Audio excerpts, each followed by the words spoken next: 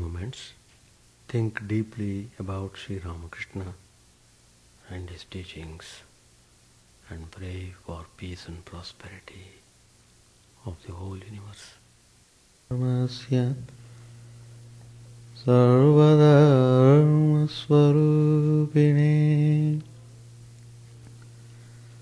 Avatara Varishtaya Ramakrishna Te Namah Asato Ma Sadgamaya Tamaso Ma Jyotirgamaya Mrityorma Mritangamaya Om Shanti Shanti Shanti. Let us bow down to Sri Ramakrishna, the embodiment of all religions, the Supreme God incarnate. Let us pray to Him to lead us from unreal to the real, to lead us from darkness of ignorance to the light of knowledge, to lead us from death to immortality. We have been discussing Sri Ramakrishna's teaching, how he pays great attention on the quality of faith than reasoning. Faith, in Sanskrit, there's a very significant term, Shraddha. Shraddhavan labate jnanam. One who is endowed with Shraddha, he becomes a recipient of knowledge. Well, Sri Ramakrishna prays to Divine Mother. Addressing her, he says, one needs faith. Faith is the foundation stone for spiritual life. Last two classes, I think, we have discussed in great detail about reasoning, how it leads nowhere. Today also I will deal with that subject little more and then switch on to the teaching of Vedanta. The theology of reason is based on doubt. The doubting mind is a victim of cynicism that scoffs at things and phenomena that it doesn't understand. Such a mind doubts the validity of the scriptures, but believes in the infallibility of a newspaper report. That is authentic to such a man. The man of such temperament is skeptical about the holiness of a saint,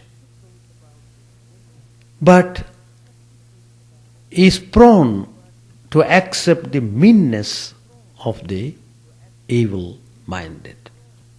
The person who is guided by reason is forced by his own intellectual rigidity to live in a universe filled with concepts and categories. that constantly challenge his basic philosophy of life and make him feel most insecure and unhappy. Because of his compulsion to reason, he can't accept that which is easily acceptable and is haunted by a passion for doubting.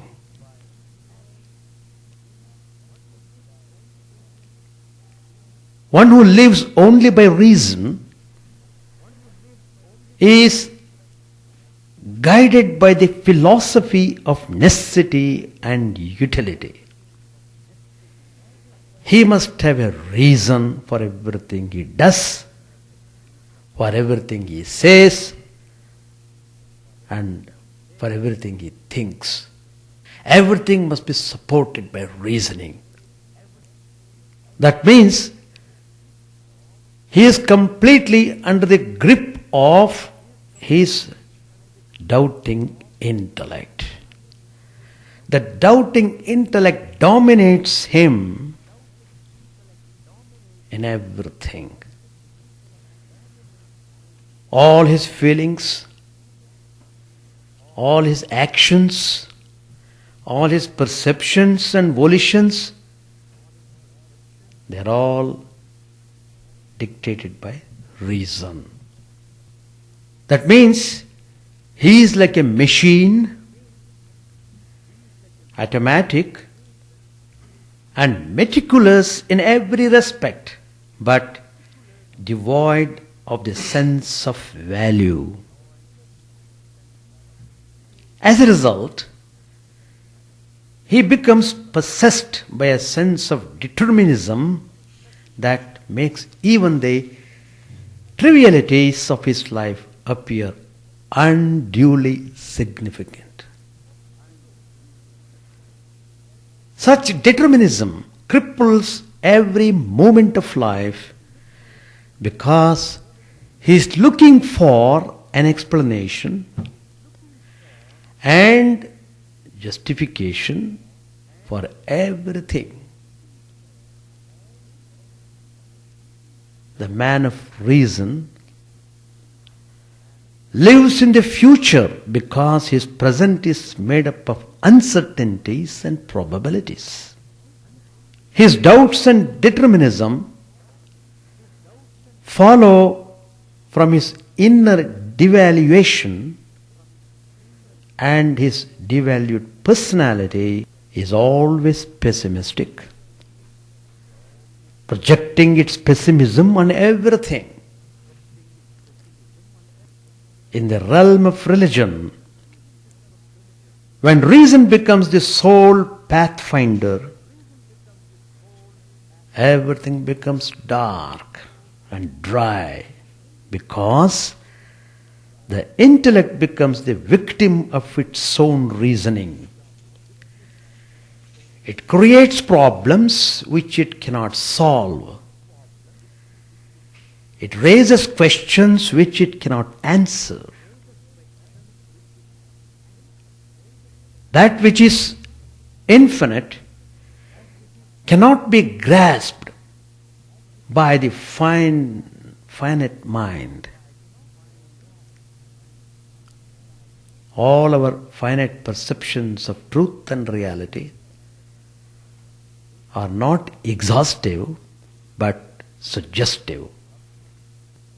Spiritual truth, as a matter of fact, can only be felt and never defined and measured. Feeling is seeing and not seeking. Seeing is subjective experience, not descriptive fact. Seeking separates the subject from the object, while seeing brings them together and finally merges them into one. That means seeing requires total commitment of the whole personality to the object of faith. Suppose you believe in Vedanta, you are totally committed to that. That total commitment is very essential to experience the reality. It's a form of revelation. One of the devotees, his name Pratap, he was puzzled, got confused. So he asked Sri Ramakrishna, shouldn't we reason any more than? Reasoning has no place in the life at all? Is that what you mean? Sri Ramakrishna clarified him. No, I don't mean that way. He said, I am asking you not to indulge in futile reasoning, but reason by all means about the real and the unreal, about what is permanent and what is transitory. You have to reason. It is very essential. You must reason when you are overcome by lust.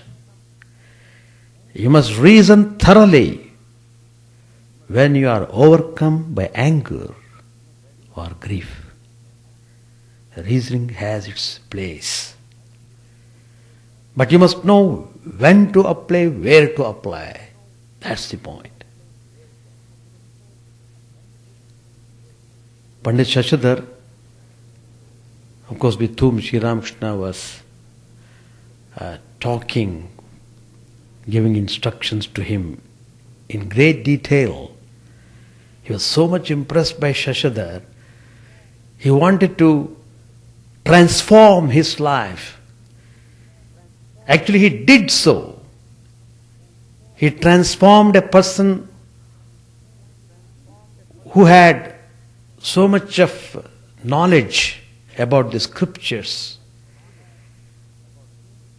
but had not experienced the content of those scriptures. So Sri Ramakrishna specifically gave instructions to him to step into practice. Stop talking anymore. There is no need for lecturing anymore. Step into practice now. Develop love and devotion to God. Turn totally that way before your life goes, get the fulfillment. And Sri Ramakrishna was so gracious, he poured out his grace upon him. He was so much impressed by that personality, seeing his sincerity, seeing his tremendous hankering for the knowledge of the reality. So Shashidhar immediately understood what Sri Ramakrishna meant when he said, it's good to reason about what is real, what is unreal, what is permanent and what is transitory. Pandit Shashidhar, a great scholar he was,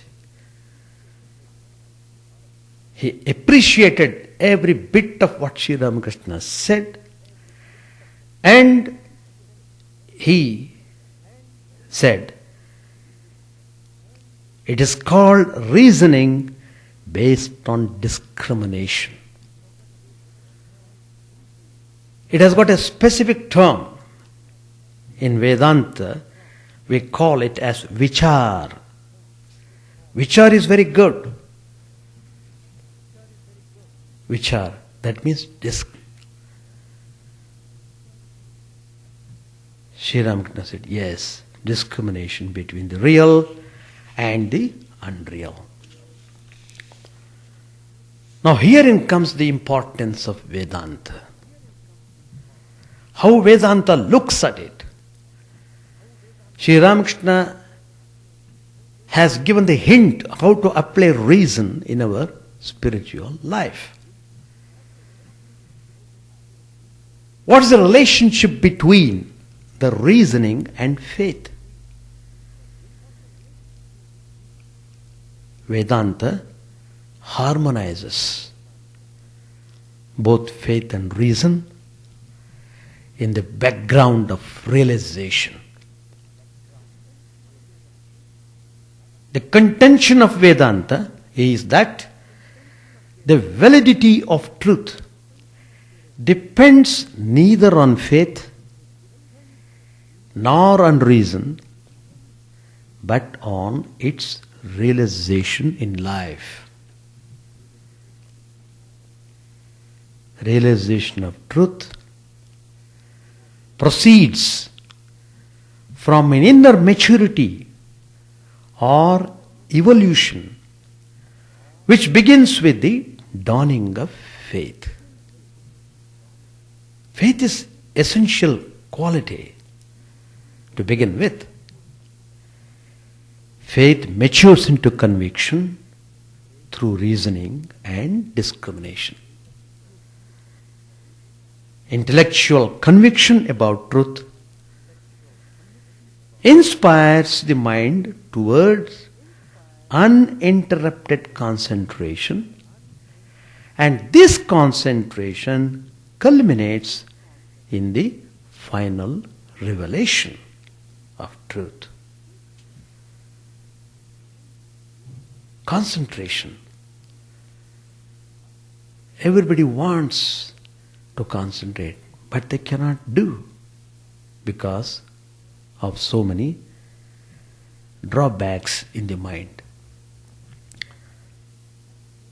Vedanta accepts both reason and faith as instruments for the realization of the ultimate spiritual goal.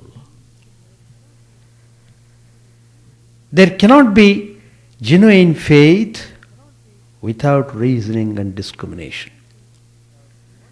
On the other hand, one cannot discriminate truth from untruth unless one has implicit faith in the truth. See how both are important.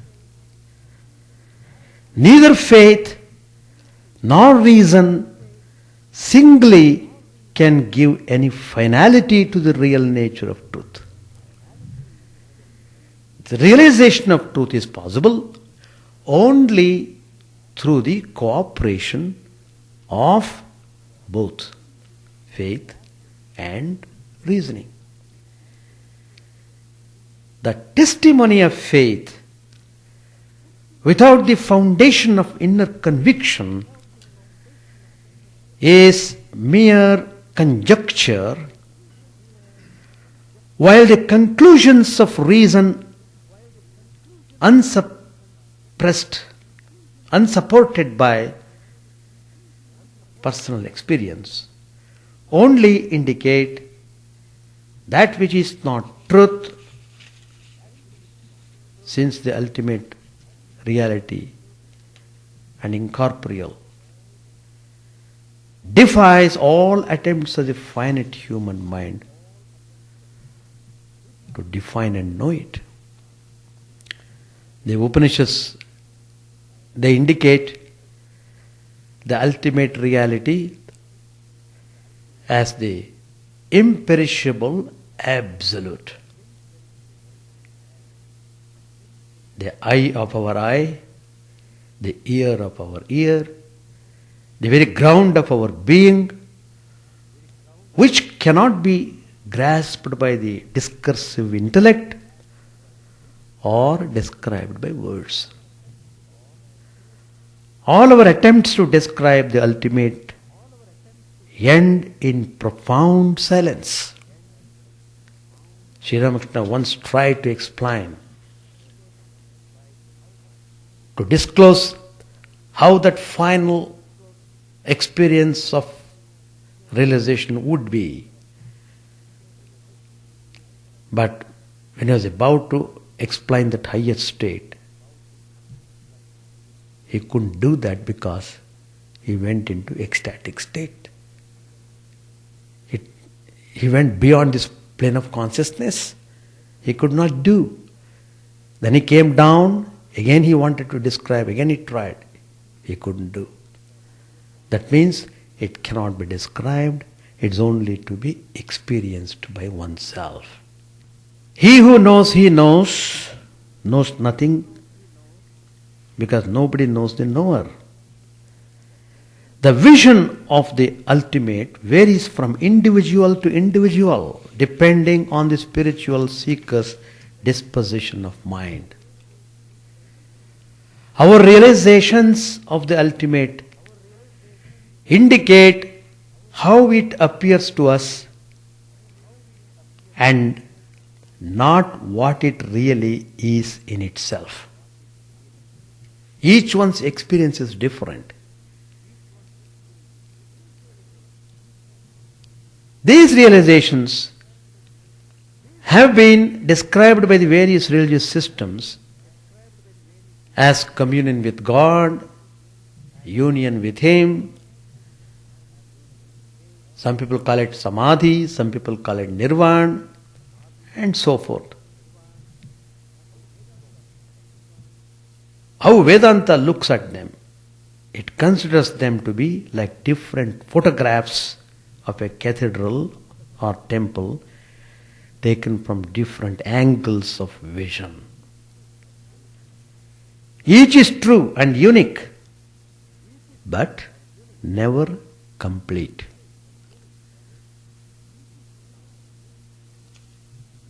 Now, Vedanta mentions 3 types of reasoning.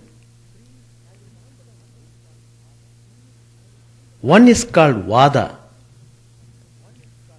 The second one is called Jalpa. Third one is called Vitanda. This is all very nicely dealt with. Vada is academic reasoning. Its goal is to discover truth without having a bias for or against the hypothesis. This type of reasoning seeks to establish the fact by highlighting the merits of such a hypothesis. That's called Vada. There is another type of reasoning called Jalpa, in which the main purpose is to defeat the arguments of the opponent by any means, rational or irrational. That means it is reasoning in a dogmatic and negative way. The third variety of reasoning is called Vitanda. It seeks only to lay bare the defects of the opponent's contentions without trying to suggest an alternative hypothesis. The Vitanda type of reasoning may also take the form of chal. There's another word called chal in Sanskrit, which is a rejoinder that seeks to willfully misinterpret the arguments of the opponent, or nigraha, the purpose of which is to give arguments in such a way that they will not be understood by the opponent even though repeated several times. This type of reasoning Vedanta doesn't accept. This type of reasoning is not helpful for the spiritual aspirant. This type of reasoning ends up only in confusion, ends up in mess. He can never hope to get any kind of peace in this way of reasoning. Reasoning in Vedanta is not arguing. Neither it is reasoning with any bias or for or against the hypothesis. Reasoning in Vedanta is specifically termed as vichara. Vichara. That's what exactly Sri Ramakrishna meant. Vichara, a process of rational discrimination between real and unreal. That is very much appreciated. We must have vichara. Absolute reality is affirmed by negating all that is relative. The contention of Vedanta is that an average mind is subject to habitual doubts, preconceived ideas, and personal sentiments. Unless guarded by reason, it can easily lapse into inertia and delusion. So there is no way of dispelling these prejudices of the mind except through reasoning. So, we should understand what type of reasoning we are initiating in our thinking process. That's very important when you are practicing spiritual life. Sri Ramakrishna stresses upon using the faculty of reasoning to discard whatever that is unreal, whatever that is non-essential. Reasoning must be applied to practice renunciation. What is it that causes suffering? So, once you know the cause of suffering, try to remove the roots of those suffering. Then you are on the spiritual path in a proper way. So, reasoning as such is not refused, but reasoning should be properly applied, properly understood. That's what Sri Ramakrishna meant. So, let us try to have tremendous Shraddha, love and devotion and dedication towards the reality, towards the truth which we are trying to experience in the life. That firm belief is important to go onward in our spiritual path. So with these words I conclude my talk. Then I shall read some passage. Gospel. Page 506. Master M remained speechless with wonder for a few moments and then said, "Oh, now I understand. As you say, the important thing is to climb to the roof. Our goal will be achieved if we can accomplish it by following any of the means, a rope or a pole." Master replied, "It is through the grace of God that you have understood that.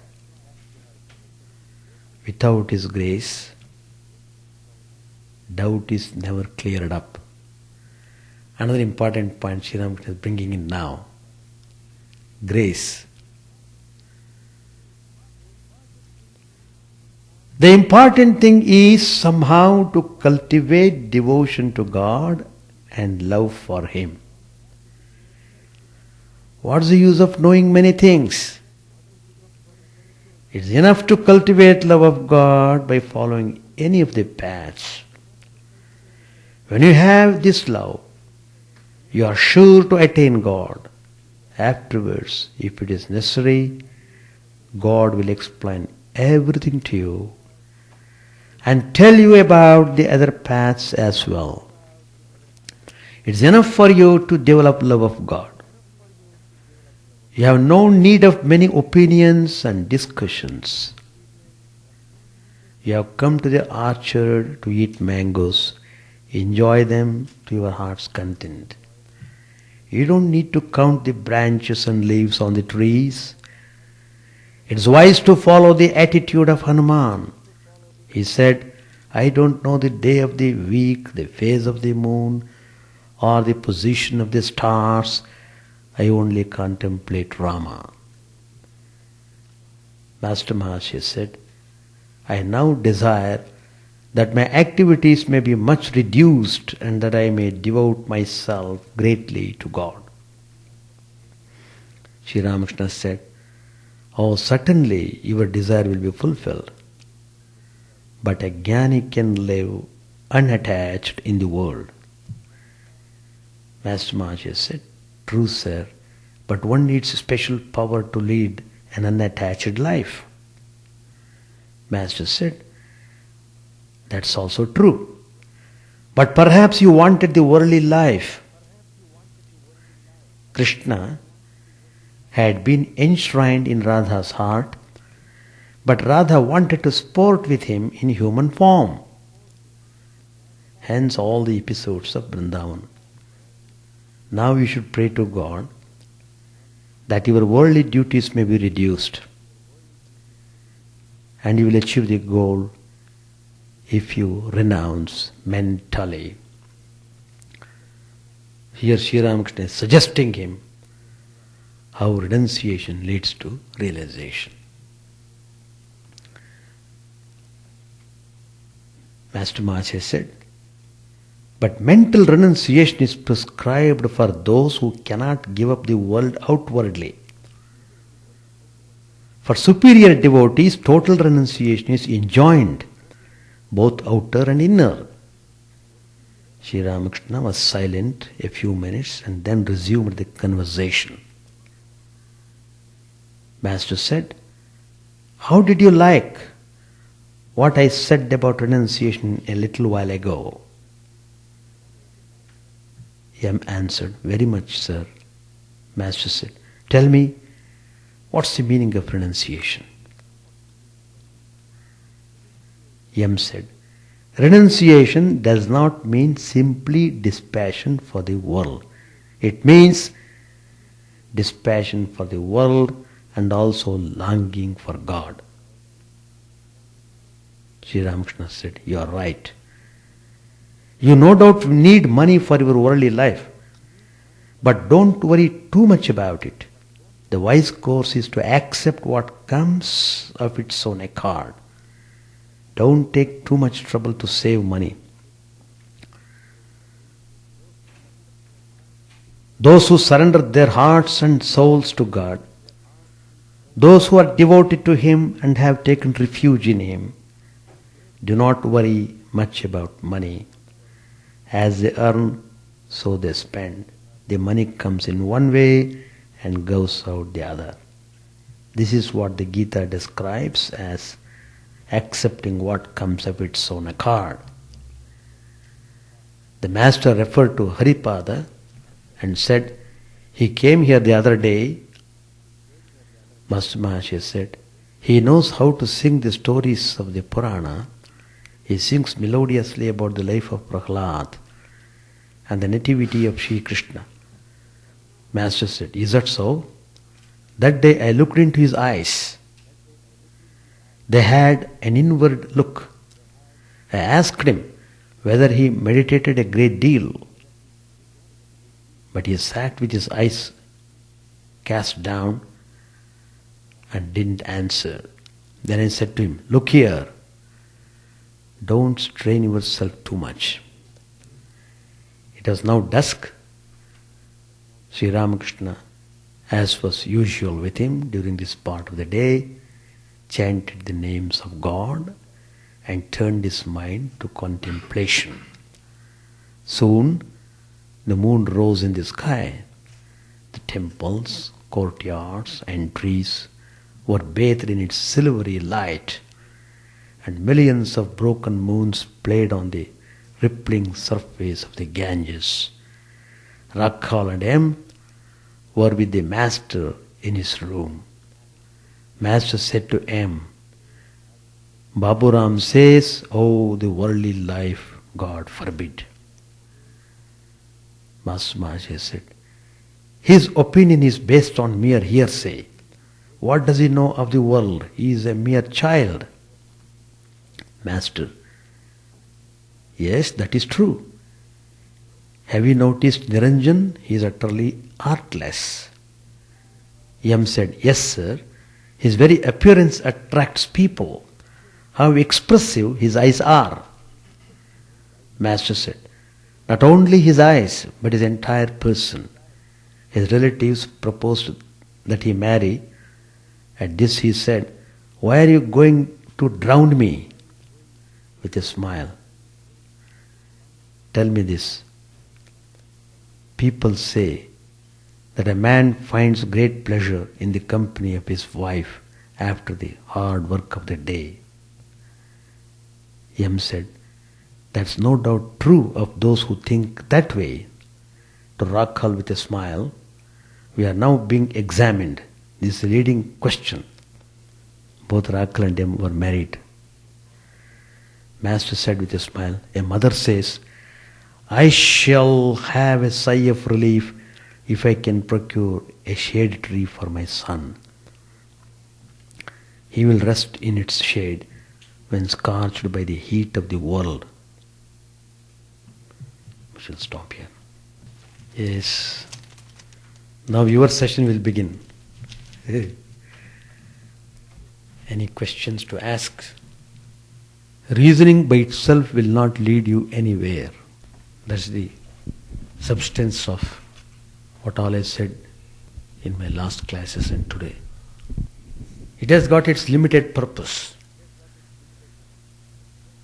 As Vedanta says, which are rational reasoning. That is required. Not simply arguing. Anyway, all the varieties of what is ordinarily understood by reasoning, I have explained today in brief today. So, spiritual realization is possible only when you are intensely practical and engage yourself totally in the spiritual activities. All the time being watchful about how the mind behaves. That's important. That means when you take these spiritual ideas and when the method is laid out, it should be done this way, then you have to put your whole mind and practice what has been told to you. For example, suppose a person has received initiation, the Guru will tell him specifically to meditate at the proper time and in what manner one should meditate, in what manner you should try to maintain your purity in order to meditate properly, and those things are to be followed up regularly That is, you must feel day by day more and more inclined towards the spiritual ideas and life. So, that requires your wholeheartedness in your spiritual practices such as meditation, prayer, reading of holy texts, and engaging positively in the activities, and so on. So, and trying to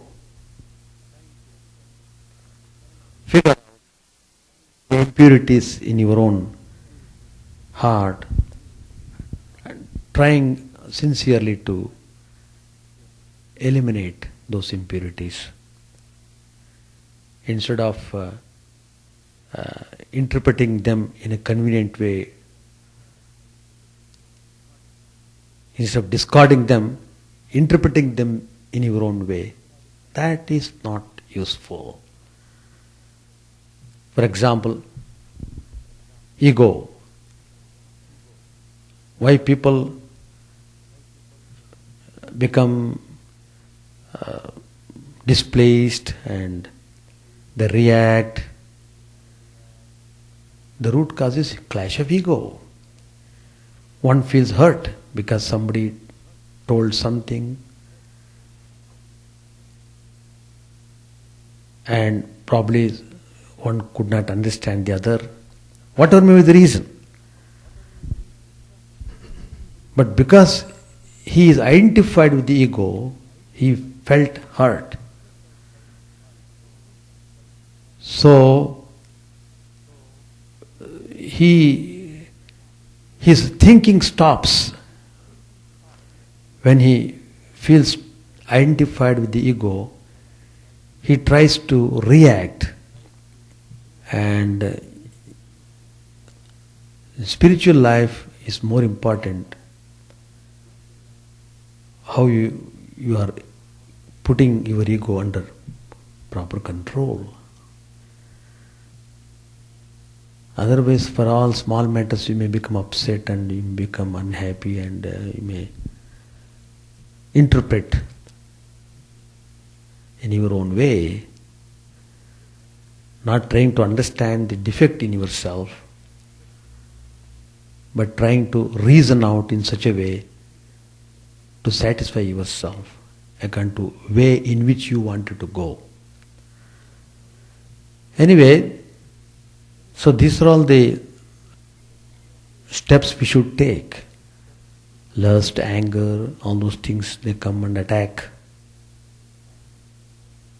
They come and attack any time. There is no time limit for them. So, if you are strong and sturdy, then you can face all those problems. That is the way. Each one's mind is different, each one's samskaras are different, each one's format of the mind is different, so accordingly one has to do practice. But how much more time you are devoting towards spiritual practices is important. How much time you are spending towards worldly things, how much time you are spending towards spiritual subject, that itself will give you an idea how far you want to go towards the spirituality, how far you are going towards the world. That's the point. Yes? Any more? Of course, longing for the realization of the truth helps you towards practicing dispassion. And if you are sincerely longing for the experience of the truth, your whole mind is occupied by that longing, it gives no place for any other things to interfere with. If your longing is quite strong enough. On the other hand, if you practice dispassion by engaging your mind in positive actions which help you towards spiritual life, then that can strengthen your longing for realization of the truth. So they all have got connections. But then it requires holy association, and you have to monitor your thinking and doing everything. So that way you will be able to practice properly the dispassion. Constantly, if you are trying to replace all the opposite thoughts by good thoughts, that's one way of practicing. And again you bring back the mind and focus it on God, on the spiritual theme, and constantly applying vichara, discrimination, in a positive way. All these things will help you to go onward in your spiritual journey. Without vairagya, spiritual life is difficult, because vairagya means what? You are fed up with the desires of the world. So you discard them. Discarding the desires is called renunciation. Not allowing the mind to think of anything else is called renunciation. Occupying the whole mind by the thought of God is called renunciation. Not desiring anything for yourself is called renunciation. You have renounced everything. You don't want to have anything. We are trying. The total renunciation may not be possible immediately, but by constant vigilance and practice, by devotion, it is possible. By the grace of God, it is possible. If you are sincere, surely you will recognize the grace. Once you recognize the grace, then everything becomes easy. Everything becomes easy. Yeah. Any more question? We had a nice discussion about last 2 Tuesday classes about reasoning, and already we shall stop. Chant the name of the Lord and His glory unceasingly, that the mirror of the heart may be wiped clean and quenched that mighty forest fire, worldly lust, raging furiously within. O name, stream down in moonlight on the lotus heart, opening its cup of knowledge of thyself.